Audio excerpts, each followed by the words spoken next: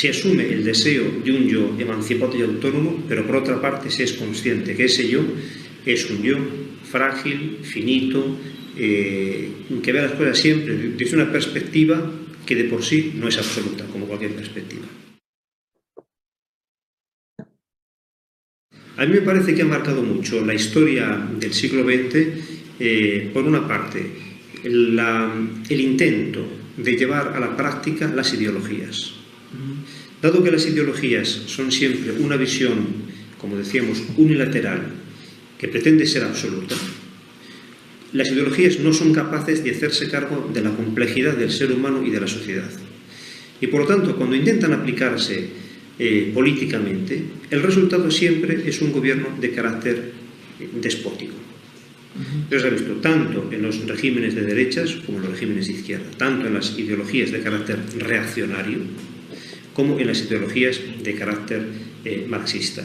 El resultado ha sido siempre un régimen político de carácter despótico, con la cantidad, con los millones de muertos que han provocado, con la ausencia de libertad, con el descontento en la población y también, eso es muy notable, con la incapacidad de ayudar a un progreso económico y por lo tanto también social de la sociedad.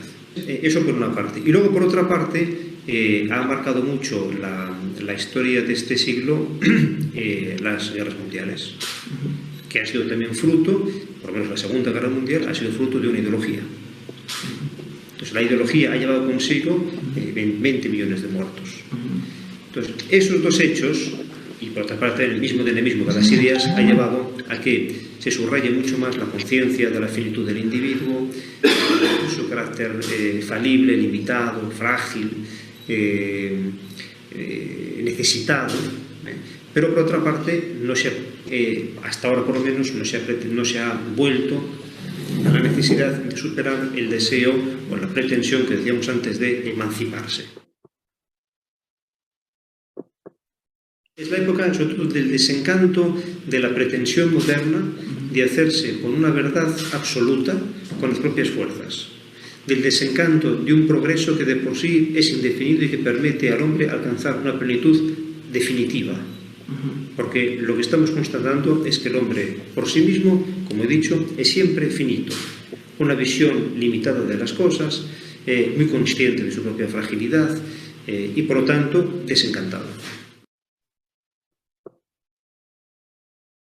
Entonces a mí me parece que dentro de este gran proceso de la posmodernidad hay una serie de elementos que son, en mi opinión, muy positivos. Por una parte, la crítica a las ideologías. Porque las ideologías de por sí, como hemos comentado, dan una visión tan reductiva que requieren ser superadas. Un gran mérito de la posmodernidad, en mi opinión, es la crítica a las ideologías. Por otra parte, la posmodernidad también está suscitando en las personas una nueva conciencia de la solidaridad, es decir, de un compromiso con respecto a los demás. Lo curioso, lo paradójico de la posmodernidad es que al mismo tiempo que genera un nuevo deseo, un nuevo interés por la solidaridad, fomenta también el individualismo. Y el consumo también. Y el consumo, por supuesto, pero también el individualismo. Y eso porque la solidaridad, que está, en mi opinión, fomentando la posmodernidad, es una solidaridad muy epidérmica, donde puede haber en algunos casos, estamos hablando evidentemente de términos muy generales, ¿no? Es una solidaridad muy epidérmica, en donde el compromiso personal, por tanto, estable, hondo, del yo, es muy limitado. Es más bien una solidaridad part-time y que hace referencia solamente a algunos aspectos de la persona, o aspectos económicos, o aspectos de compromiso, pero siempre part-time. Y esta es la paradoja. ¿En dónde radica la raíz de esta paradoja? La raíz de esta paradoja estriba en el hecho de cómo se enfoca la comprensión del yo. Si el yo se entiende en términos individualistas, entonces la solidaridad será siempre epidérmica, o el yo se entiende, por el contrario, en términos de relación con los demás. Yo no me puedo entender al margen de mi relación con los demás, y entonces el yo conduce a un compromiso mucho más profundo y mucho más radical con los demás.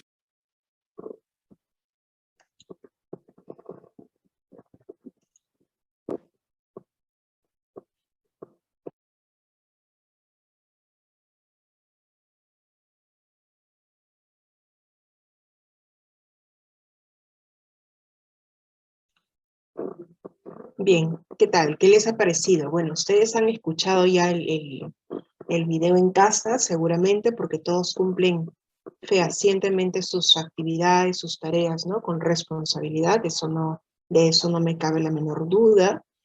Ahora sí, antes de comenzar a desarrollar algunas ideas de este punto en función a lo escuchado, ¿no? En entrevista, me gustaría, ¿no? Que alguno de ustedes me compartiera algunas distinciones entre la modernidad y la posmodernidad. Si yo les preguntara a ellos, ¿qué me dirían?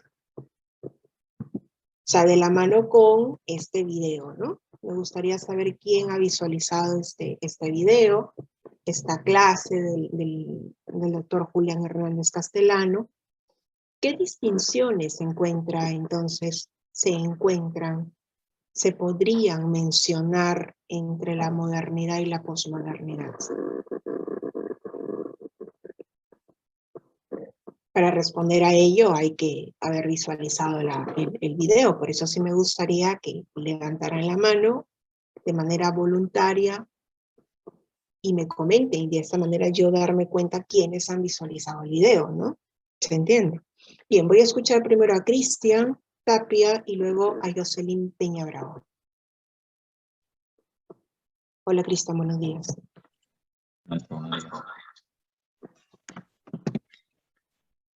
Sí, te escuchamos.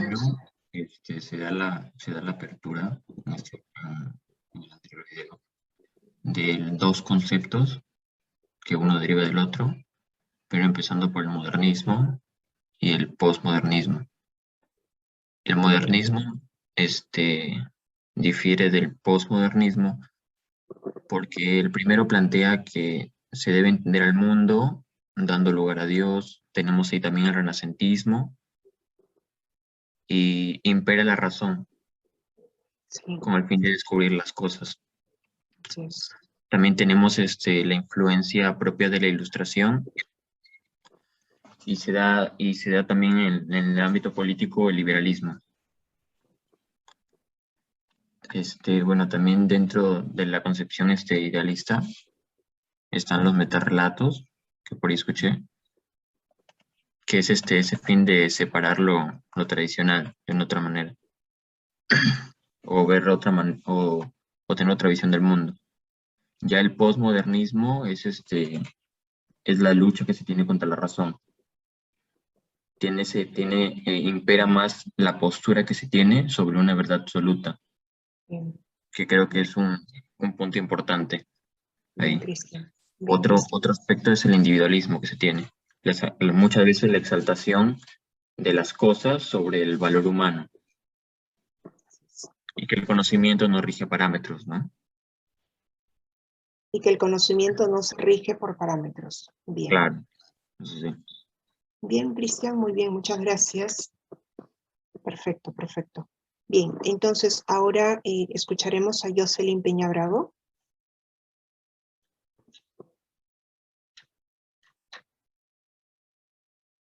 Jocelyn.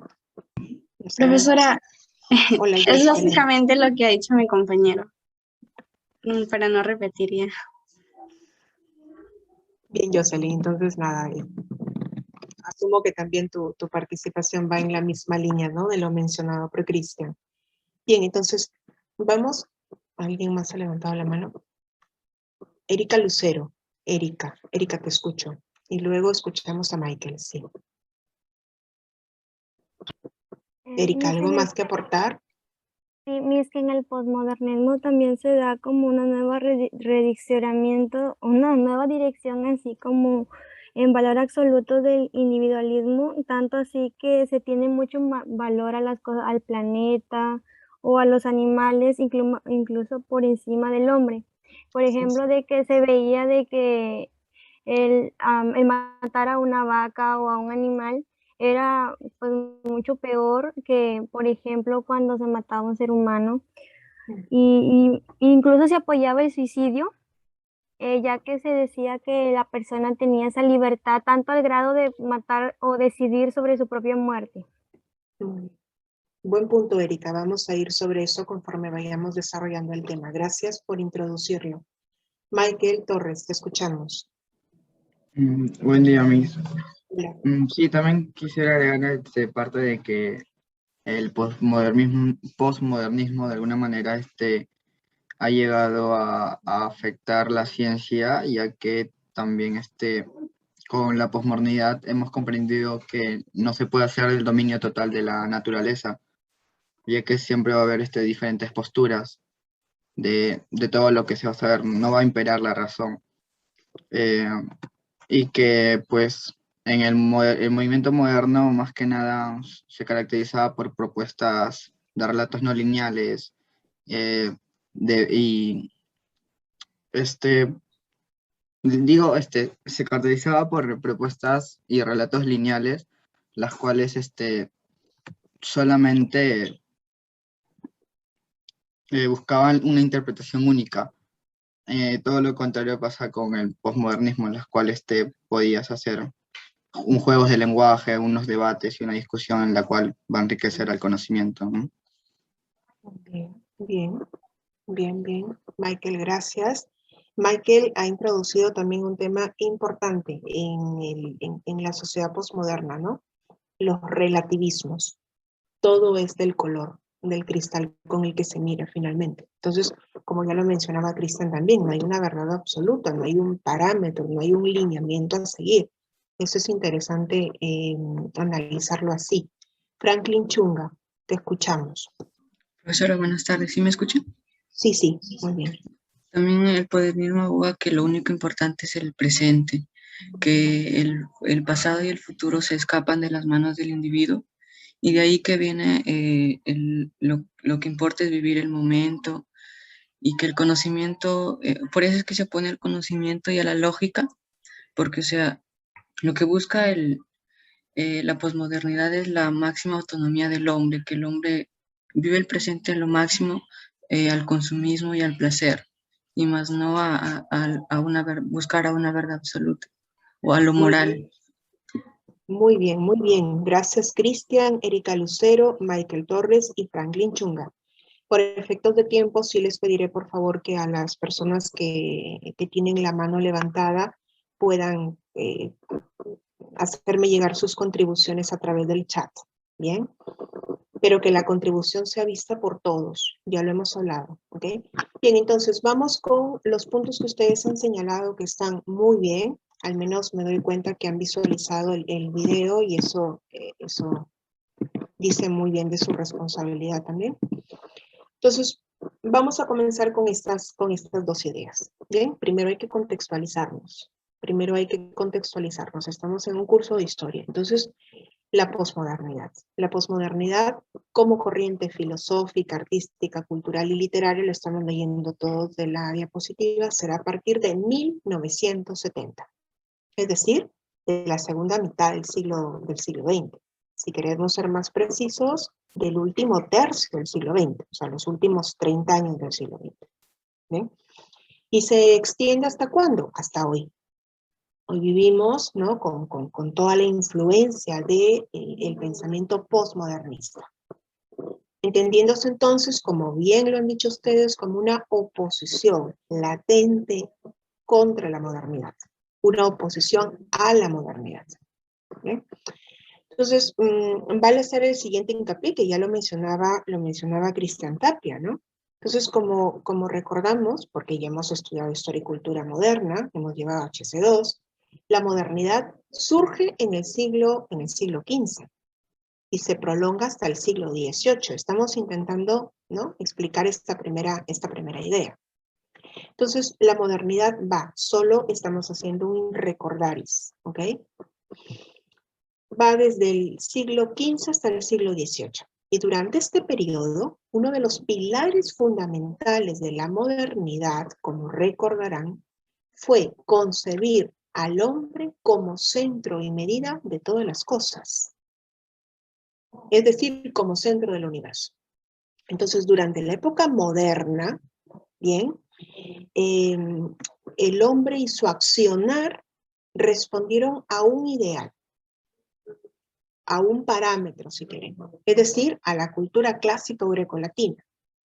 De tal manera que en la época moderna los parámetros eran importantes. Bien, esos modelos a seguir.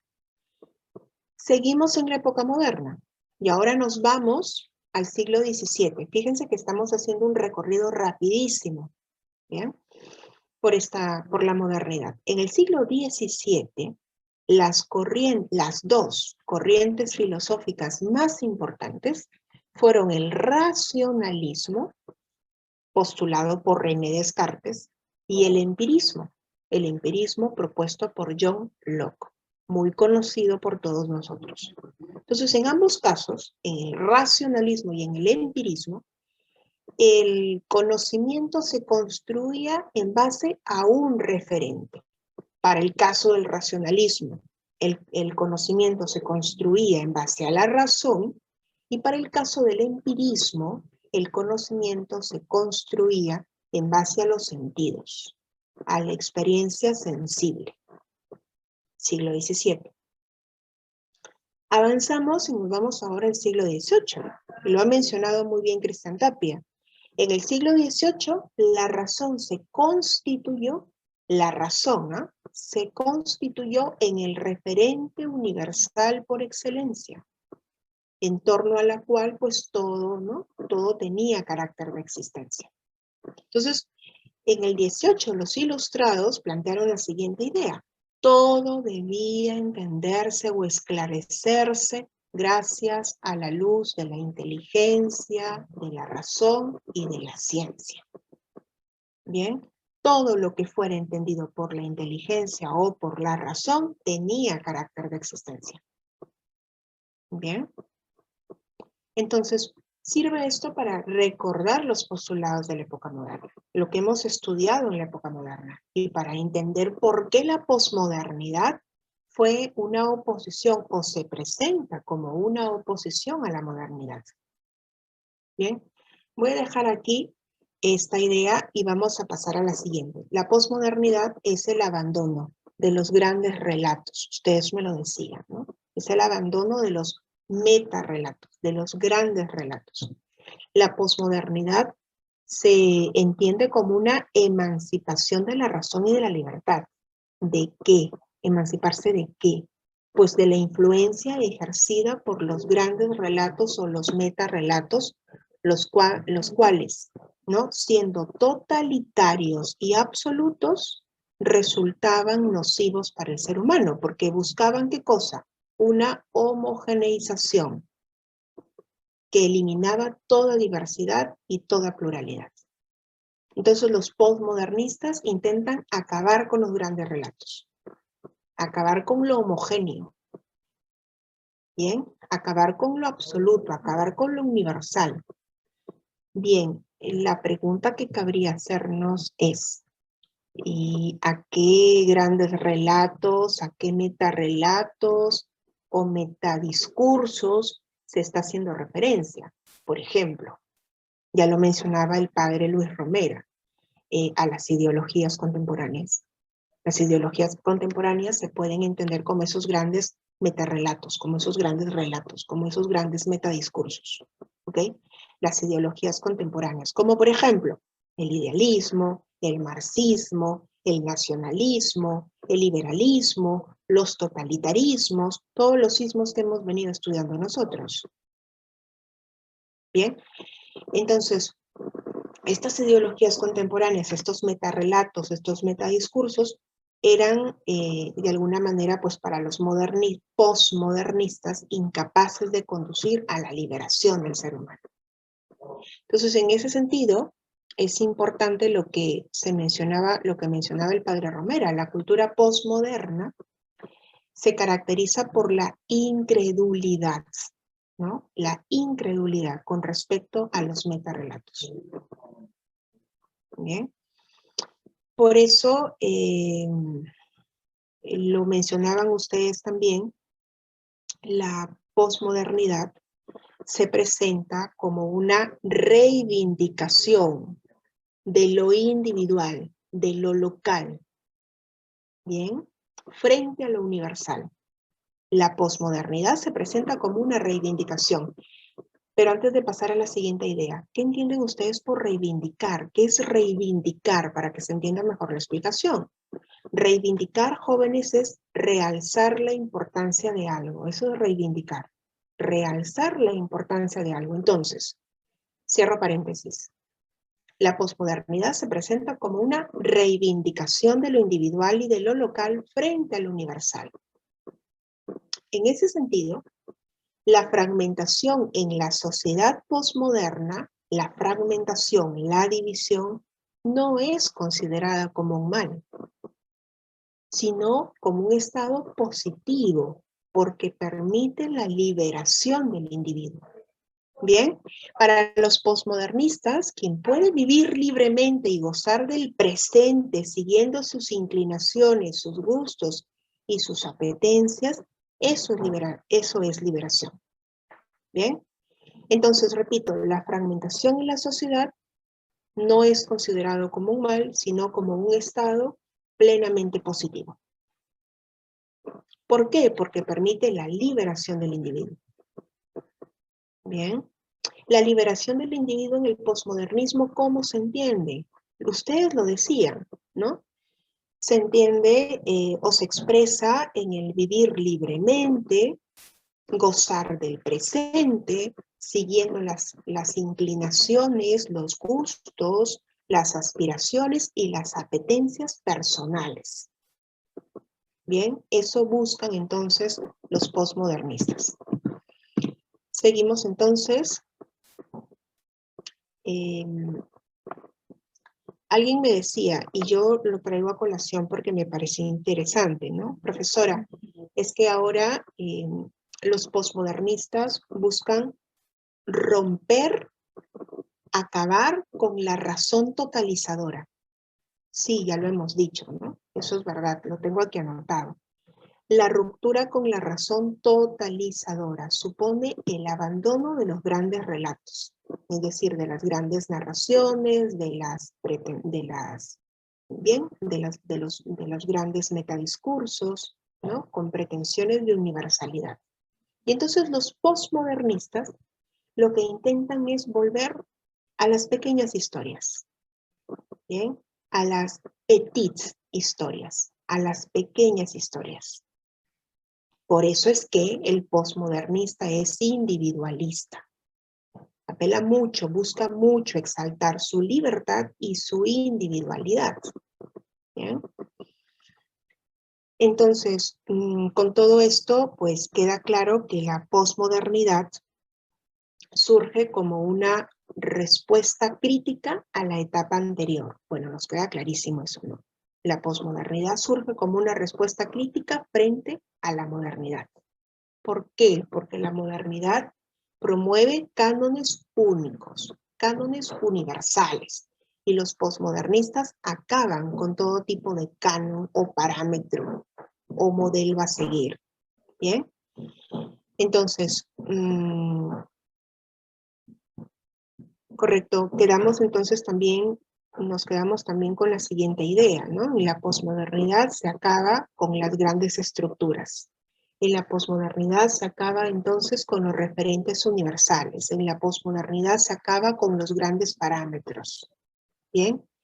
E incluso se toma como base la insuficiencia de la razón para conocer la realidad. Los posmodernistas asumen eso, que hay una insuficiencia, que la razón es insuficiente para conocer la realidad. ¿Sí? Entonces, la idea que les coloco ahí en una diapositiva también me pareció muy oportuna a propósito de lo que ambos conferencistas iban mencionando. En la sociedad posmoderna hay deconstrucción, hay fragmentación. En la sociedad posmoderna hay diseminación, hay dispersión, hay discontinuidad. En la sociedad posmoderna ya no hay unidad, ya no hay totalidad. Bien, uno de ustedes me decía, profesora, sí, en la sociedad posmoderna acabamos con los discursos lineales. Efectivamente, ¿no? Los discursos lineales, pues, no tienen sentido. El pensamiento posmoderno, por tanto, se basa en un relativismo. en un relativismo, en un relativismo de la verdad. Bien, el pensamiento posmoderno se basa entonces en la individualidad de la persona, en la sensibilidad del ser humano, en la libertad sin límites, ¿de acuerdo? Y en la visión de un hombre totalmente superficial, de un hombre superficial sin referentes universales, como los ideales de bien, de bondad, de verdad, de belleza. Esos ideales universales dejan de ser importantes, dejan de existir, ¿bien? Y en ese sentido, estoy en capacidad de decirles que dentro de la sociedad posmoderna, cada hombre, cada ser humano es brújula de sí mismo. Es brújula de sí mismo. Bien. Bien, otra idea interesante que se mencionaba también, y me parece que todos apuntamos esta idea, ¿no? Que en el posmodernismo está presente una centralidad en el yo. Bien, es decir, se deja de lado la imagen del hombre global, universal, y se da paso, ya lo hemos dicho, a la persona, ¿no? A su individualidad, a su identidad. Bien. Ahora, esto me lleva también, a decirles lo siguiente, o sea, como nosotros sabemos, el hombre posee por excelencia el deseo, que de alguna manera pues influye, ¿no?, en la conducta humana. En la sociedad posmoderna, ya que la razón no basta, el hombre actúa en torno a lo que considera necesario para lograr la felicidad individual, como por ejemplo el placer. ¿Y esto a qué conlleva? Pues esto conlleva, por ejemplo, a un hiperconsumo, debido a que el deseo es una cadena sin fin que lleva al placer e inmediatamente surge un nuevo deseo y así sucesivamente. Por tanto, en el posmodernismo se le da una primacía al mercado, al consumismo, ¿no? Lo escuchábamos en la entrevista del padre Luis Romera. Al mercado, al consumismo, que se toma, fíjense ustedes, como el nuevo orden social, el consumismo. Y entonces, en este nuevo orden social, la sociedad y la política pierden valor, por lo que la persona, más que ciudadano, tiene valor como consumidor. ¿Y busca qué cosa? Busca una economía sin trabas, libre, sin trabas políticas. ¿De acuerdo? El hombre se convierte entonces en un consumista acérrimo y absoluto, que busca satisfacer sus necesidades inmediatas, que busca satisfacer su deseo, que busca satisfacer un determinado placer. Entonces, algunos filósofos llaman a la posmodernidad, en la línea de esto que estoy diciendo, del consumismo, ¿no?, exacerbado. Algunos filósofos llaman a la posmodernidad la sociedad del espectáculo, dado que lo sensible, ¿no?, lo epidérmico, decía el doctor Luis Romera, lo epidérmico, lo que está a flor de piel, lo sensible, prima sobre lo racional, prima sobre lo intelectual. Bien, entonces, el consumo en ese sentido, pues el consumo en masa significa la búsqueda de una felicidad instantánea, porque aquí no estamos ante absolutos. En la posmodernidad estamos ante lo instantáneo, ante lo efímero, ante lo presente, ante lo inmediato, ¿correcto? Entonces, ya que les he hablado del consumismo, el consumo en masa significa la búsqueda de una felicidad instantánea, por lo que el hombre posmoderno toma como tiempo de esta nueva cultura, ustedes me lo han dicho, al presente, al hoy, qué es lo que tiene valor, y por tanto el futuro se ve como incierto. El futuro se ve como algo, irrelevante, ¿ok? Como un sinsentido. En esa línea, pues, el hombre posmoderno pierde su referencia con las metas, con los objetivos, pierden valor. Bien, con esa manera de percibir la vida, los objetivos, las metas pierden sentido. Porque las metas y los objetivos en un ser humano se asocian al futuro. Pero fíjense ustedes que en la sociedad posmoderna el futuro se ve como algo incierto, sin relevancia, sin sentido. No hay metas, no hay objetivos. ¿Sí? Entonces, la sociedad posmoderna es la sociedad de la inmediatez. Es correcto. ¿Bien? De la sociedad de la inmediatez. Entonces, en la posmodernidad también existe una contradicción. Ustedes lo han dicho y me parece excelente. En la posmodernidad existe una contradicción en cuanto a la posición del hombre, ya que hay grupos que cuestionan temas éticos y morales en torno a los animales, me decían ustedes, ¿no? Y a la naturaleza, relegando el principio de humanidad a un segundo plano.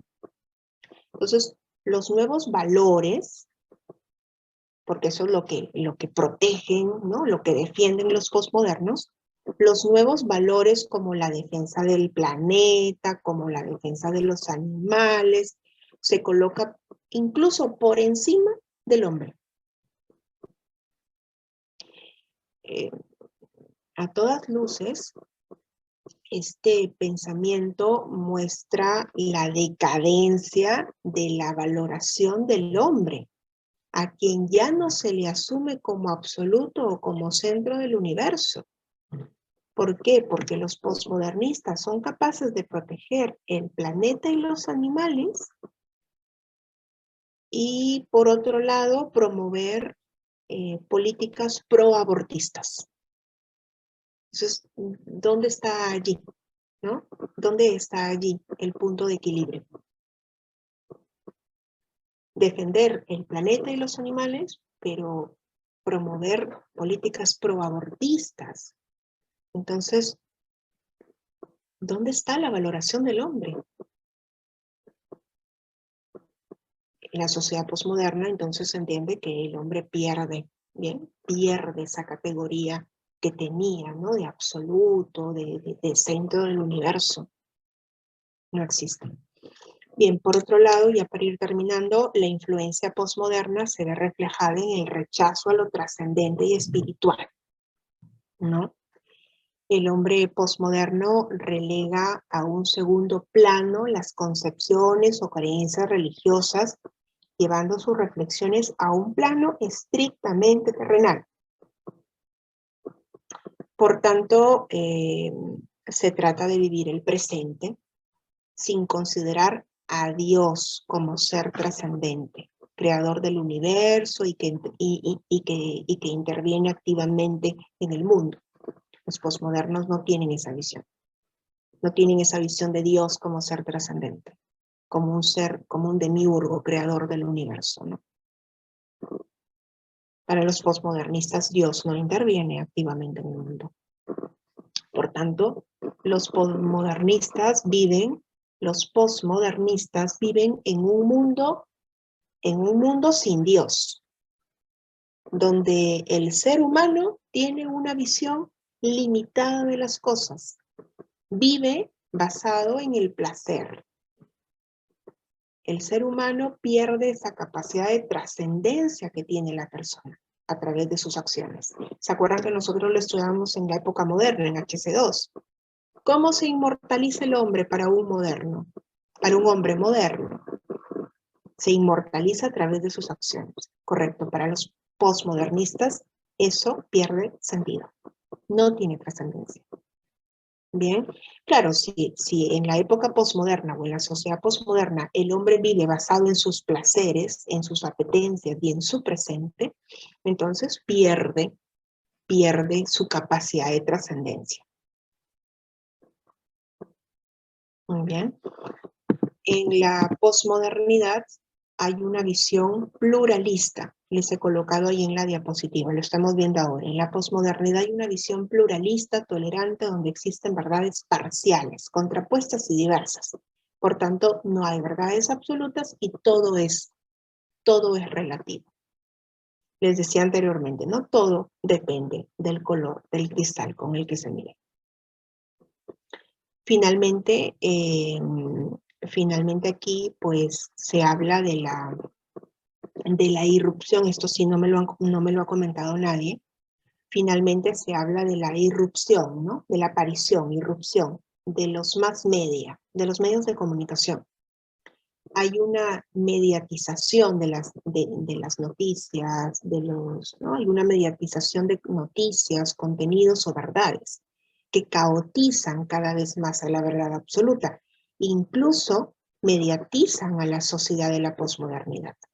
Y esto, ya que les estoy preguntando de qué manera la posmodernidad influye en nuestra actualidad, en nuestra vida cotidiana, y esto se observa en nuestro día a día, a través de las verdades relativas, parcializadas, que se presentan en los medios de comunicación, en los mass media. Claro, si ya las verdades absolutas no existen o pierden sentido, entonces hay una relativización de la verdad.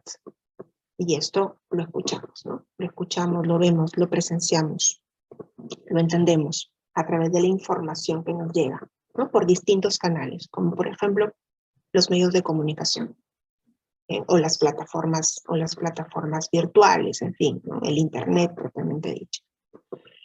Entonces, con todo esto podemos decir que la posmodernidad ha sido clave en el desarrollo de una mal entendida libertad, donde el progreso individual del hombre está en función a sus propias creencias y apetencias, o a lo que considera verdadero sin restricción alguna. ¿No? En ese sentido, pues el hombre se pone sus propios límites. ¿De acuerdo? Entonces, lo que les he mencionado ahora, pues está en relación, obviamente está muy conectado con lo que en estos dos videos ustedes van a escuchar. Hemos escuchado uno de ellos ahora, pero sí los invito, por favor, al menos para los que no lo han hecho aún, escuchen estos dos videos y asócienlos con lo que ahora les he comentado.